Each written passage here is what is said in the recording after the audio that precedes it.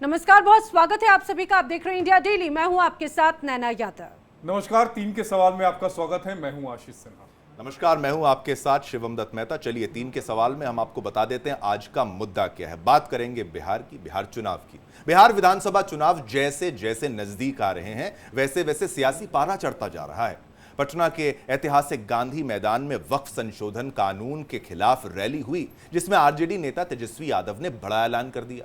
उन्होंने दावा किया कि अगर उनकी सरकार बनी तो वो वक्फ कानून को प्रदेश में लागू नहीं होने देंगे और वक्फ कानून को कूड़ेदान में डाल देंगे। तेजस्वी के बयान पर भारतीय जनता पार्टी ने पलटवार किया है। जी हाँ, वही बीजेपी ने भी विपक्ष पर तीखा हमला बोल दिया है। उन पर देश में शरिया कानून लाने की कोशिश करने का आरोप लगा दिया है। साथ ही कहा है कि विपक्ष संविधान को कूड़ेदान में फेंकने की पुरानी मानसिकता से बाहर ही नहीं आ पा रहा है। बीजेपी का कहना है कि आरजेडी का समाजवाद नहीं बल्कि नमाजवाद है। तो वहीं बिहार में 16.9% मुसलमान है। अररिया, पूर्णिया, किशनगंज, पटना और भागलपुर में मुस्लिमों की संख्या ज्यादा है। ऐसे में बिहार में मुस्लिम मतदाताओं को लुभाने की कोशिशें हो रही हैं। लेकिन सवाल यह है कि क्या संसद में बने कानून को कूड़ेदान में डालने की बात करना सही है? तुष्टीकरण के लिए विपक्ष क्या नमाज वाले समाजवाद की बात कर रहा है? बिहार में चुनाव से पहले वक्फ कानून का मुद्दा और ज्यादा गर्म होना तय है। आरजेडी इस मुद्दे के जरिए मुस्लिम वोट बैंक को साधने की कोशिश कर रही है।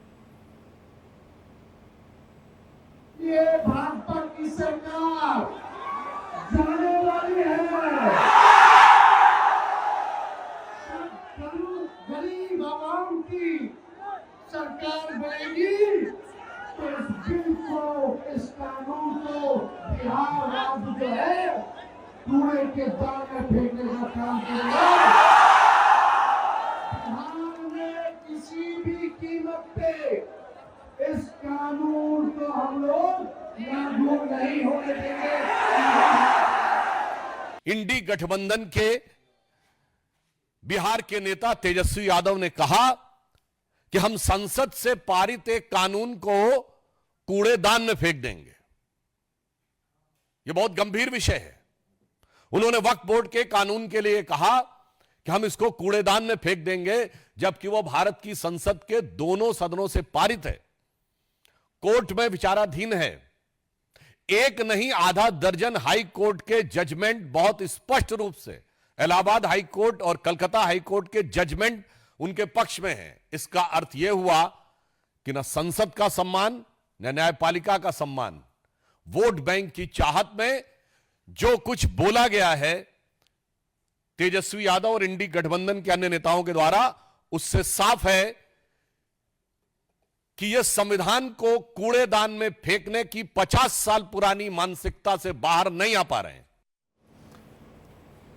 चलिए अब यहीं पर 3 का सवाल में हमारे 3 महत्वपूर्ण सवालों को भी जान लीजिए। पहला महत्वपूर्ण सवाल, क्या बिहार में संविधान की जगह शरिया लागू करेंगे तेजस्वी? यानी बात नहीं मानेंगे, केंद्र का कानून लागू नहीं होने देंगे। दूसरा सवाल, जी हाँ, दूसरा सवाल है तुष्टीकरण के लिए संसद और संविधान का विपक्ष अपमान कर रहा है। 3 के सवाल का यह बड़ा अहम सवाल है। तीसरा सवाल, संसद में बने कानून का विरोध क्या संविधान का विरोध है? बिल्कुल, क्या ये केवल राजनीति के लिए किया जा रहा है? क्या ये केवल अपनी राजनीति को चमकाने के लिए किया जा रहा है? ये महत्वपूर्ण यहां पर सवाल बनता है, क्योंकि जैसे जैसे चुनाव नजदीक आते हैं वैसे वैसे बड़े बड़े मुद्दे जो विपक्ष के दल होते हैं वो यहां पर ला खड़ा करते हैं। लेकिन वक्फ को लेकर इतना लंबा समय जो है सरकार की तरफ से लिया गया, सभी से चर्चा की गई, उसके बाद जो है सर्वोच्च न्यायालय में भी जब मामला गया तो वहां पर भी उसको समय दिया गया। इसलिए जल्दबाजी किस बात की है? क्या आप केवल यहां पर मुस्लिम वोट बैंक को साधने का प्रयास कर रहे हैं या संदेश देने का प्रयास कर रहे हैं? अब यह मामला लगातार तूल पकड़ता जा रहा है। बिल्कुल, और वक्फ कानून को लेकर विवाद कोई पहला विवाद नहीं है। इसके पहले भी हम लगातार देखते रहे हैं विपक्षी पार्टियां, खास तौर से खुद आरजेडी की तरफ से या खुद तेजस्वी यादव की तरफ से बयान दिए जाते रहे हैं। चुनाव का वक्त, जाहिर सी बात है, अब ऐसे में मुस्लिम वोट बैंक की राजनीति भी बिहार में बहुत महत्वपूर्ण है। आशीष, देखिए, जाहिर तौर पर अब इसी की वजह से मुझे लगता है कि कल जो रैली बुलाई गई थी उस रैली में तमाम विपक्षी दल वहां पर मौजूद थे। चाहे हम AIMIM की बात करें, चाहे हम आरजेडी की बात करें, चाहे हम बात करें कांग्रेस की। बिल्कुल। अब चलिए, हमारे साथ एक मेहमान जुड़ चुके हैं इस वक्त, उत्पल वल्लभ जी हमारे साथ जुड़ चुके हैं, प्रवक्ता आरजेडी के। उत्पल जी नमस्कार, स्वागत है आपका। लेकिन अब इसको किस नजरिए से देखा जाए? ये कूड़ेदान में क्यों डाल देंगे आप उसको? आपकी सरकार आ जाएगी। अब ये सेंट्रल अगर लॉ वहां पर है, उस पर चर्चा की गई, बराबर का मौका दिया गया, वहां पर कितने पैनल्स बने, सभी ने मीटिंग्स वहां पर करी। अब इसको फिर तुष्टीकरण की राजनीति ना कहा जाए तो फिर क्या कहा जाए? फिर आप विपक्ष पर, यानी जो सत्ता दल है, वहां पर आरोप लगाएंगे कि फिर आप हिंदुत्व की राजनीति करते हैं। फिर ये तुष्टीकरण की राजनीति नहीं तो क्या है उत्पल जी? देखिए, सबसे पहली बात कि सरकार जो है ना, संख्या के अहंकार में बहुत ऐसे बिल लाई है, वो बिल जो है जो बिना चर्चा के लाती है, सदन में भी चुप करा देती है, और उसके बाद चूंकि सरकार के पास संख्या है, इस बिल को पास कर रहती है। ऐसे एक बिल नहीं है, ये वक्फ बिल का सिर्फ मामला नहीं है। आप पिछले जितने भी बिल है, उस बिल को मैं ऐसा दो तीन पॉइंट पे रखूंगा, आप ध्यानपूर्वक सुनिएगा इन बातों को। आप देखिए कि कृषि कानून के मामले में भी किस तरह से जबरदस्ती किया गया, अंततः सरकार को वापस आनी पड़ी। देश के किसानों को वो नहीं समझा पाए। ये विपक्ष को तो जबरदस्ती करके ये कर लेते हैं, लेकिन देश के किसानों को ये नहीं समझा पाए। उसके बाद आ रहे हैं आप? हेलो, हाँ जी, बिल्कुल, जी, बोलिए उत्पल बोलिए। हाँ, उसके बाद देखिए कि और भी जो कानून लाया, नोटबंदी, जो पर्पस आपने बताया कि इतने नोट जो काले हैं, जो उजले हैं, जो सफेद हैं, कोई रंग का नोट नहीं था। नोट जो सरकार के जिस रंग के थे, उसी रंग के वापस सब नोट आ गए। और बोले आतंकवाद इससे खत्म हो जाएगा, ढेला फेंकने वाले कश्मीर में बंद हो जाएंगे, पुलवामा और जो पहलगांव नहीं होगा, सब होता रहा। तो सरकार जो पर्पस बताती है जितने भी कानून को जबरदस्ती लाने में। अरे उत्पल जी, आप ये बताइए ना कि क्या इससे नुकसान हो रहा है? हाँ, मैं बता रहा हूँ, आप सुनिए तो सही। तो वो उस तरह का कोई पर्पस सिद्ध नहीं होता है। उसी तरह से वक्फ कानून आप लाए, तो इसमें वक्फ कानून में पहले भी ऑलरेडी जिस तरह से आप यहाँ पे भ्रम फैलाने का बात कर रहे हैं, उसमें भी तो ट्रिब्यूनल जो केस कोर्ट होता था, उसमें सरकार के द्वारा ही जो कोर्ट में जिस तरह से जजों की नियुक्ति होती है, उसी तरह से उसमें भी होता था। अब वक्फ के जितने भी प्रॉपर्टी होते थे, वो ऑलरेडी उस तरह के न्यायालय में जाते थे। कई मुकदमा पहले भी। तो आप कह रहे हैं कि कुछ बदला नहीं, तो जब बदला नहीं तो फिर इस बदलाव से दिक्कत क्या? नहीं, उसमें बदलाव, इसमें जो बदलाव है, बेसिकली जो बदलाव अभी तो आपने कहा ये सारी चीजें पहले थी, भ्रम फैलाया जा रहा है। तो जब कुछ बदला नहीं तो फिर उस बदलाव के खिलाफ बदलाव लाने की वकालत क्यों कर रहे हैं? हाँ, बस सुनिए तो सही। इसमें वक्फ बाय यूजर, और उसके जगह पे जो वक्फ की जो कमिटी बनेगी, उसमें सरकार के जो लोग होंगे, ये जो सरकार के जो लोग होंगे, अब वो लोग उसमें उसका जो रेगुलेटिंग कंट्रोलिंग पे मामला है, वक्फ की जमीनों पे कंट्रोल और नियंत्रण किसका रहेगा। अब एक बात ध्यान रखिए, वक्फ क्या है, ये वक्फ में क्या है, सबसे बड़ी चीज है कि पूरे भारत में अगर किसी व्यक्ति और ये इसको सबको भी मिला दे, तो सबसे ज्यादा अचल संपत्ति रेलवे, उसके बाद डिफेंस, और उसके बाद यदि किसी अचल संपत्ति की अगर कोई मालिक है जिसके पास मालिकाना हक है, वो है वक्फ के पास है। तो ये संपत्ति पे भी सरकार की नजर है। जिस तरह से रेलवे को ये रेलवे का पहले अलग बजट। अरे आप ताजमहल को भी अपनी संपत्ति कह देते हैं। आप कहते हैं कि जो नया वाला संसद बना है एयरपोर्ट, वो भी वक्फ की संपत्ति है। आप कहीं भी कुछ भी कर देंगे, ये मुल्क कानून से चलेगा ना। ये मुल्क ये नहीं होगा ना कि मैं सुबह टहलने निकलूं, ये वाली जमीन वक्त की है, ये मैं कर दूंगा। आशीष जी, सरकार के तरह आप भी भ्रम नहीं फैलाइए। अरे भ्रम नहीं फैला रहा हूं, मैंने पूरा एक्ट पढ़ा हुआ है, मैं भ्रम नहीं फैलाता। 1995 का संशोधन और 2013 का संशोधन दोनों आप पढ़ लीजिए, जिसमें वक्फ बोर्ड को अनलिमिटेड पावर दी गई है। 1995 के पहले कोई विरोध नहीं था। आपने 1995 में अनलिमिटेड पावर दी, 2013 में दी, जिसका विरोध हो रहा है। आशीष जी, ये जो भ्रम फैला रहे हैं अपने दिमाग में, जो आपने अरे मेरे कोई दिमाग में पीड़ा नहीं है, पढ़ लीजिए उत्पल जी। एक बात, भ्रम फैलाने का काम कौन? अरे हम तो पढ़ कर आए हैं। ठीक है, 2 लाइन कहूंगा, सुनिएगा ना। अरे बोल लीजिए, फिर जाना है बाकी के पास, बोल लीजिए। तो सुन लीजिए। हाँ, सुन लीजिए, वक्फ ट्रिब्यूनल जो कोर्ट था उसमें कई केस ऐसे हैं जो वक्फ बनाम कोर्ट चला है, पहले से चल रहे थे। अरे अपवाद, उत्पल जी आप जो उदाहरण दे रहे हैं अपवाद का दे रहे हैं, इंडिविजुअल एग्जांपल्स है, हर केस नहीं जाता था। अरे मैं आपको एक केस का जिक्र कर देता हूं, 1 मिनट शिवम सुनिए। अरे सुन लीजिए 1996 की बात बता रहा हूं। अरे सुन लीजिए उत्पल जी, इस तरह की पैरवी नहीं की। अरे सुन लीजिए 1996 में वक्फ बोर्ड ने ताजमहल पर क्लेम कर दिया, बाद में कहा गया कि ताजमहल जो है वो वक्फ की प्रॉपर्टी है। 2010 में मामला देश की सबसे बड़ी अदालत में गया, जिसमें सुप्रीम कोर्ट को यहां तक कहना पड़ा कि यह किस तरह का फैसला है।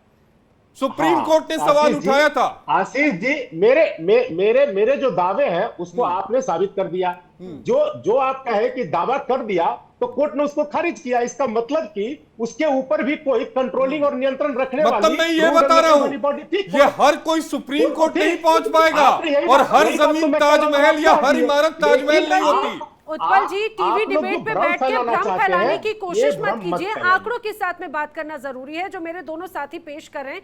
खेमचंद शर्मा जी हमारे साथ में है बीजेपी का पक्ष रखने के लिए। खेमचंद जी, बार बार विपक्ष का कहना है भ्रम फैलाने की कोशिश बीजेपी करती रही है, जवाबदेही और पारदर्शिता तय होनी चाहिए। मैं आप पे भी आरोप लगा रहा हूं जी। जय श्री राम।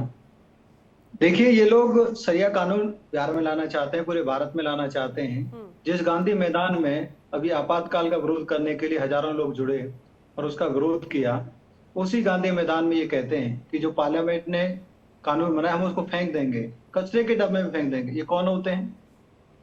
अब पॉलिटिकल पार्टी है या कोई उग्रवादी संगठन है? अब पॉलिटिकल पार्टी है या माओवादी है? अगर माओवादी है तो डिक्लेयर कर दो कि आप माओवादी हैं।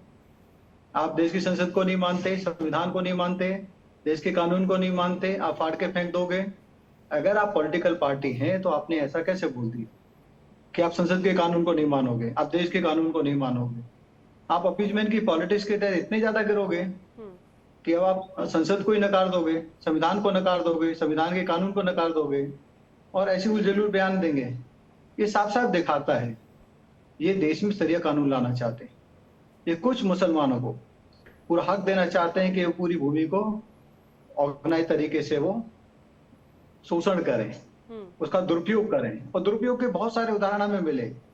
कुछ लोगों के परिवार ने जो करोड़ों की संपत्ति कुछ हजार में रेंट पे दी हुई है, ताकि वो दिखाने को कह सकें कि हम पैसे ले रहे हैं। लेकिन खेमचंद जी, विपक्ष तो ये आरोप लगाता है बार बार कि जो मौलिक अधिकार हैं मुस्लिमों के, उससे ये दूर करने की कोशिश है। ये सरकार की साजिश है, इसी तरह से ही तमाम कानूनों के जो बाकी चीजों को आगे बढ़ाया गया है।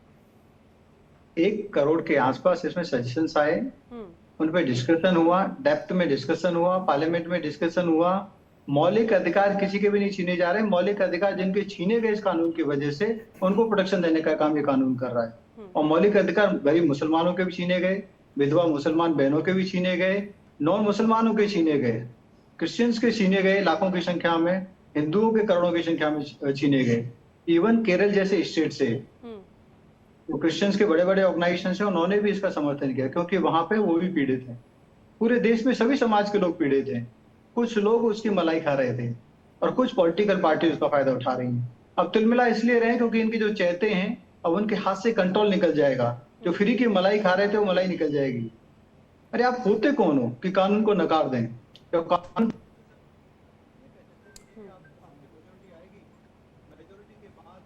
मेजोरिटी के बाद आप डिसीजन ले सकते हैं या पार्लियामेंट में आप दोबारा संशोधन ला सकते हैं, लेकिन आप फाड़ के फेंक दोगे, कचरे के डब्बे में डाल दोगे। ये कैसी मानसिकता है? और इस कानून पे आप चाहें तो पॉइंट बाय पॉइंट हम डिस्कस करने को तैयार हैं। जब इफेक्टेड लोग नॉन मुस्लिम हैं तो नॉन मुस्लिम उस ट्रिब्यूनल में क्यों नहीं होंगे? आप कह रहे हो कि क्यों है? नहीं, इसमें लोग बिल्कुल या तो फिर बोलिए कि नॉन मुस्लिम इफेक्टेड ही नहीं होंगे। और फिर कहते हैं कि आप कोर्ट, पता है कोर्ट हाई कोर्ट थी, high court supreme court. UP की हाई कोर्ट कहाँ है? इलाहाबाद में। यूपी कितना बड़ा है? बिहार की हाई कोर्ट कहाँ पे है? पटना में। और बिहार कितना बड़ा है? मतलब हाई कोर्ट क्या एक गरीब आदमी रीच आउट करेगा? पूरे गांव पे आप लोगों ने क्लेम कर दिया। हर जो केस था वो मंदिर पे, बिल्कुल खेमचंद जी, हर केस नहीं जा पाता था। हर केस नहीं जा सकता। वक्फ ट्राइब्यूनल का जो पूरा जो कानून था वक्फ का, उसमें यह था कि पहले आप वक्फ ट्राइब्यूनल के पास जाएंगे, वहां पर आप साबित करेंगे, उसके बाद अगर कोई PIL दाखिल करता है या कुछ ऐसा होता है, कोर्ट अगर सुओ मोटो कॉग्निजेंस वहां पर लेती तब वो मामला जाता है। यश भारती जी भी हमारे साथ हैं।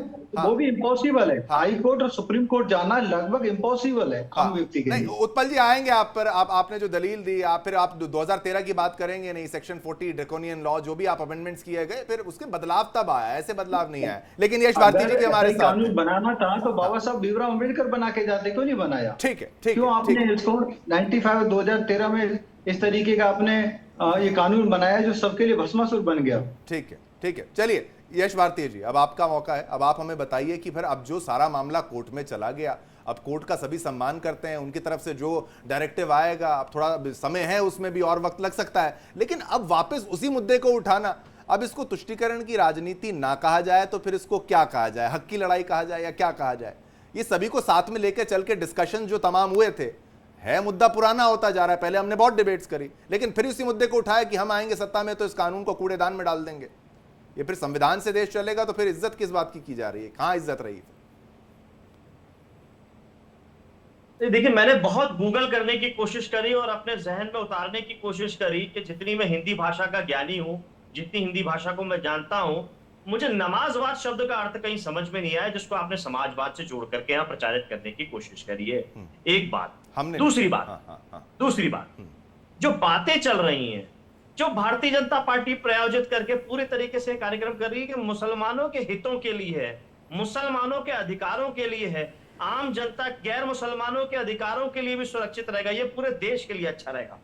मुझे 2005 का बिहार से आने वाले पूर्व केंद्रीय मंत्री, पूर्व सांसद, पूर्व विधायक, पूर्व राज्य मंत्री शहनवाज हुसैन का संसद में दिए हुए एक बयान याद आ रहा है। अरे सरकार ने जितनी हमारी मुसलमानों की वक्फ की जमीन पे कब्जा करके रखा है, आप उससे मुक्ति दिलवा दीजिए, हम सब कुछ ठीक कर लेंगे। ये उन्होंने यूपीए सरकार के रहते हुए अपनी एनडीए भारतीय जनता पार्टी की तरफ से पक्ष रखा था, विपक्षी पार्टी के रूप में। ठीक है। आज वो शहनवाज हुसैन कहां हैं जो कह रहे थे कि हमें मुसलमानों के हक अधिकार मिल जाएंगे, केवल सरकार ने जितने वक्त की जमीन पे कब्जा करके रखे उससे मुक्ति दिलवा दीजिए। तो आप कह रहे हैं कि यूपीए सरकार में वक्फ की जमीनों पर कब्जा हुआ था, ये मैं समझूं ना समझूं? यस जी। नहीं, आप बिल्कुल मत समझिए इसको। क्यों ना समझे? अब आपने मैं तो आपसे ये कह रहा हूं, शहनवाज हुसैन से पूछिए वो क्या कहना चाह रहे हैं। अब वो आप इतने पुरानी बात को उठाएंगे, वो किस आधार पर बोला गया, लेकिन एक मुद्दा, अगर वो उन्होंने सही कहा कि नहीं कहा, ये मुद्दा है। ये तो आप और भारतीय जनता पार्टी। अरे यश भारती जी, बोल आप रहे हैं, एग्जाम्पल आप लेकर आए हैं, उस एग्जाम्पल का मतलब ही यही है कि यूपीए सरकार ने मुसलमानों के वक्त की जमीन पर कब्जा किया। ये बात तो आप ही कह रहे हैं ना, ये हमने थोड़ी ना बोली, ये एग्जाम्पल आप लेकर आ रहे हैं। आपने सेल्फ गोल किया। आप इस तरीके से जो प्रस्तुत कर रहे हैं, आप किसके पक्ष में हैं? आप हुसैन के पक्ष में हैं, शहनवाज हुसैन के? मैं यहाँ फुटबॉल और हॉकी नहीं खेल रहा हूँ कि मैं यहाँ गोल खेलूं। नहीं, आप कर रहे हैं, इसको कहा जाता है सेल्फ गोल। देखिए कुछ, मुझे मेरी बात कहने दीजिए। मुझे पूरी बात कहने दीजिए।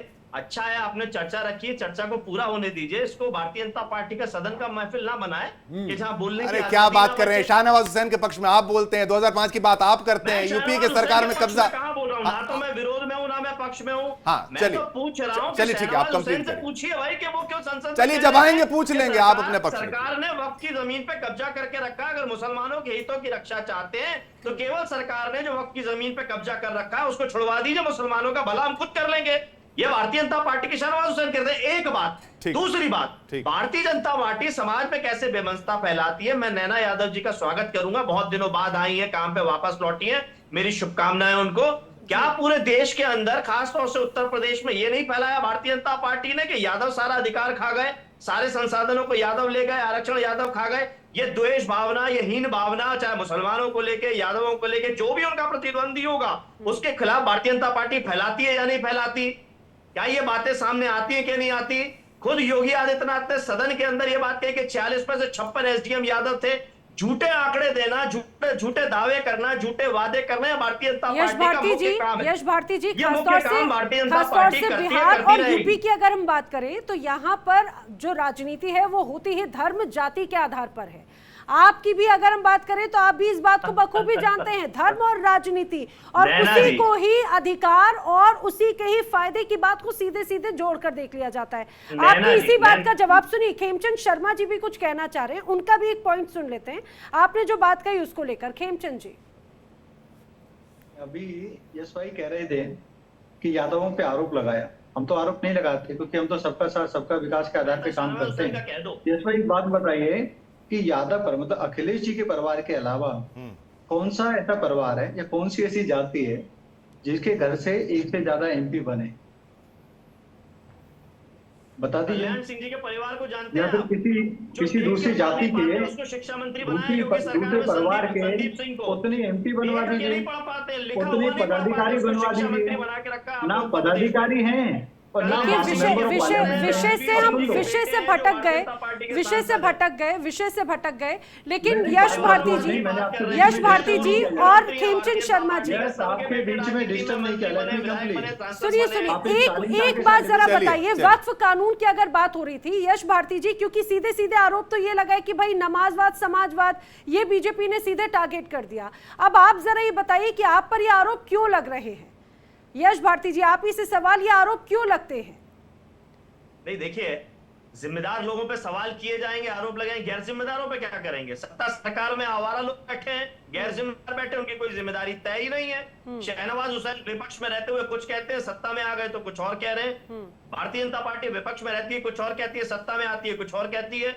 अरे पहले मुसलमानों का डर दिखाती है, यादव वक्फ कानून को लेकर जब सुझाव मांगे गए थे तो यश भारती जी ने कितने सुझाव दिए हैं? यश जी, समाजवादी पार्टी की तरफ से कितने सुझाव गए हैं जब वक्फ कानून को लेकर तमाम सजेशंस मांगे गए?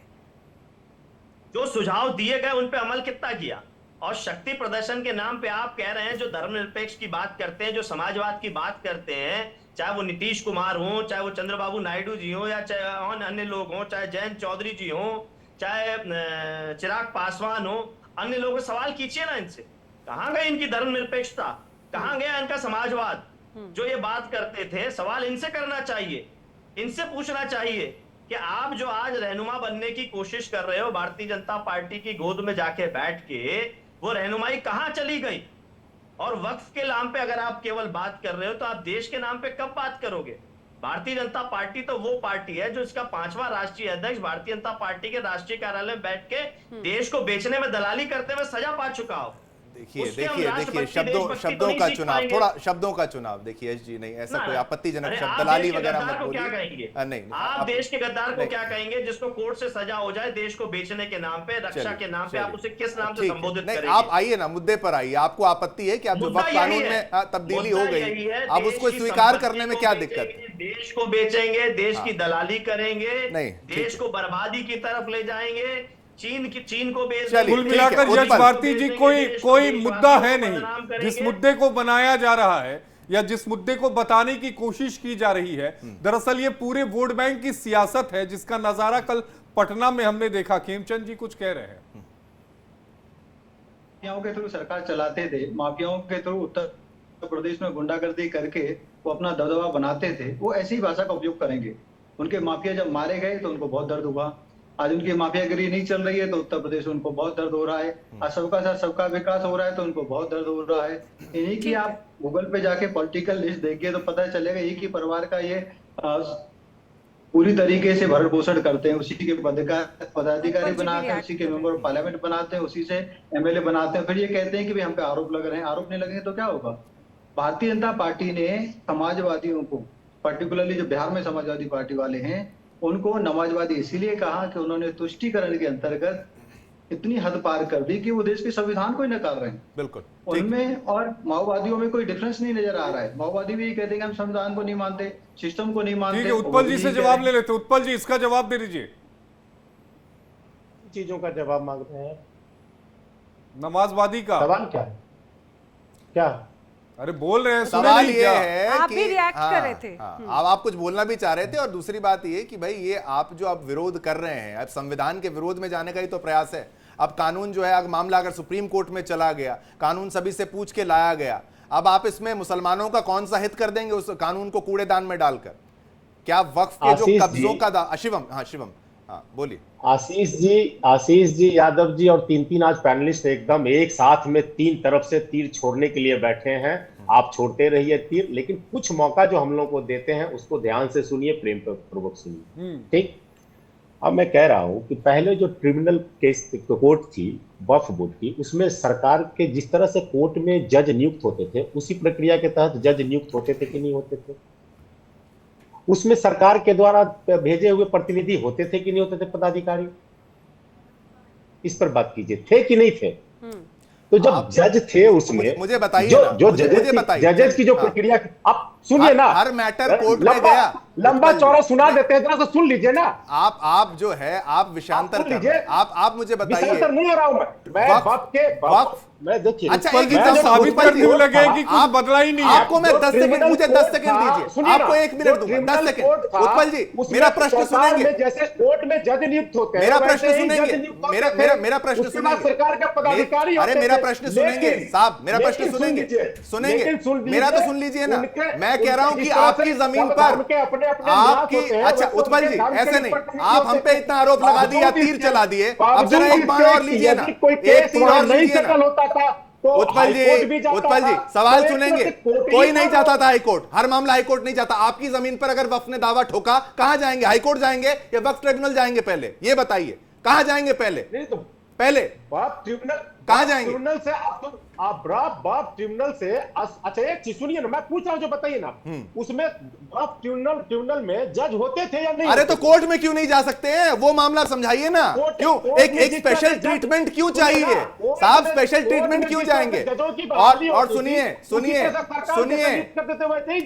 वक्फ को साबित करना पड़ेगा, वक्फ ट्रिब्यूनल को साबित करना पड़ेगा। ये देखिए, कोर्ट में मामला केवल सुओ मोटो कॉग्निजेंस और पीआईएल में गया है। आप सुन लीजिए, वक्फ ट्रिब्यूनल कोई राष्ट्रीय जनता दल या कांग्रेस के घर में नहीं बनता था। जिस तरह से कोर्ट में नियुक्त होते थे जज, वैसे ही नियुक्त जज होते थे वक्फ ट्रिब्यूनल में। अच्छा, वैसे ही जज नियुक्त होते थे, पदाधिकारी सरकार के आप होते खुद ही थे। कह रहे हैं ना उत्पल जी कि कुछ बदला ही नहीं है, तो जो बदला नहीं है तो फिर उसका विरोध क्यों? मैं तो यही समझना चाह रहा हूं। आप शुरुआत से इसी लाइन पर है। बदला है, और क्या बदला है? आप बदला जो बदला है वो आप बताएंगे ही नहीं कि क्या बदला है, तो फिर हम उस बदलाव पे चर्चा कैसे करेंगे? आशीष जी, अब सही पॉइंट पे आप आ गए। बदला क्या है जो सुनिए। पहले तो ट्रिब्यूनल को आप भंग करेंगे, उसके बाद जो वहां पे नए ढंग से जो आप ट्रिब्यूनल बनाएंगे, जिस तरह से आज के डेट में लेटरल एंट्री के तहत आप बहालियां कर रहे हैं वीसी का और अन्य चीजों का, उसी तरह से वहां पे अपने ही लोगों को वहां बैठाएंगे आप, भले वो मुसलमान हो लेकिन संघी मुसलमान होंगे, समझे? और उसके बाद जिस तरह से पाइपलाइन में दे करके रेलवे बेच दिए, एयरपोर्ट बेच दिए, आपकी जमीनों को अडानी और अंबानी के हवाले करेंगे। कैसे? क्यों? कहां से अंबानी के हवाले कर देंगे? ज्ञान लाते हैं आप? उत्पल जी कहां से लाते हैं? आशीष, मुझे लगता है अंबानी और अदानी को हिचकियां बहुत आती होंगी आप लोगों की वजह से। उत्पल जी, अरे कुछ भी पीछे का मंशा आपका है। उत्पल जी, ये तो वही बात हुई कि खुद भी आपने बना लिया, खुद खिचड़ी बनाने का सोच लिया, स्वाद कैसा होगा उसके बाद में सामने वाले को पसंद आएगा, उसकी तबीयत खराब हो जाएगी, हर चीज आपने खुद ही ने तय कर ली। नेहा यादव जी, आप अगर 5 बार खिचड़ी बना के खिलाई है तो 6ठा बार आपके उस स्वाद का अनुभव करेंगे ही। इसके पहले कितनी बार ऐसा हुआ? अगर 5 बार आप खट्टे हैं, पीते हैं। अरे आप तो खिचड़ी का बर्तन ही फेंकना चाह रहे हैं ना उत्पल जी, आप तो खिचड़ी का बर्तन ही फेंक रहे हैं। नहीं, ये यही फोड़ है जिसमें खिचड़ी बनेगी। आप खिचड़ी का बर्तन फेंक रहे हैं, आप कूड़ेदान में डाल रहे हैं। ये आप आइए, आप केवल रेटोरिक पे आज डिबेट कर रहे हैं, आप कुछ तर्क नहीं रख पा रहे हैं। भाई साहब, नेहा जी, अगर नेहा जी खिचड़ी में जहाँ लेकिन उत्पल जी, ये आपके अरे ठीक है, चोखा भी बना लीजिएगा। हाइपोथेटिकल सिचुएशन है। नेहा जी खिचड़ी खिलाएंगी। बाय द वे उत्पल जी, मेरा नाम नैना है। तीर भी चलता है, फिर तीर भी कहा था, तीर पे रख के खिचड़ी खिलाइए क्या? मेरा नाम नैना है, लेकिन आप इस बात यश भारती, ये हाइपोथेटिकल सिचुएशन नहीं तो क्या? और यही एक तरह से आपके ध्रुवीकरण की राजनीति को दर्शाता है। कोई पॉइंट, यही ध्रुवीकरण की राजनीति को दर्शाता है। यश भारती जी, लास्ट पॉइंट, लास्ट कमेंट। देखिए 3-4 बातें हैं। एक बड़ी बात यह है कि वक्फ बोर्ड का प्रमुख बनाता है राज्य सरकार, केंद्र वक्फ बोर्ड का प्रमुख बनाता है केंद्र सरकार। अब वो अगर ठीक से काम नहीं कर पा रही तो फिर सरकार का क्या काम? उसके बाद जाना है आपके ट्रिब्यूनल में, ट्रिब्यूनल के बाद कोर्ट जाने की आदत है। आप कह रहे कितने लोग कोर्ट जा पाते हैं, तो मैं ये जानना चाहता हूं। हमारे आशीष भाई बड़े विद्वान हैं, कोर्ट को कवर करते हैं बेहतरीन तरीके से, कोई शक शुबा नहीं है। तो क्या गैर मुसलमानों के जो जमीन जायदाद के केस हैं वो पेंडिंग नहीं है बड़ी तादाद में? उनके सॉल्यूशन के लिए सरकार के पास कोई रास्ता नहीं है? क्या केवल वक्फ बोर्ड ने सारी जमीन जायदाद के केस पेंडिंग रखे, वही मुसीबत बने हुए हैं? यश भारती जी वक्त इतना ही था, बहुत बहुत शुक्रिया, लेकिन इतनी शक्ति देनी नहीं थी कि किसी की भी जमीन पर दावा ठोक दिया उसके बाद वक्त ट्रिब्यूनल में ही साबित करना पड़े। बहुत बहुत शुक्रिया हमारे तमाम मेहमानों का।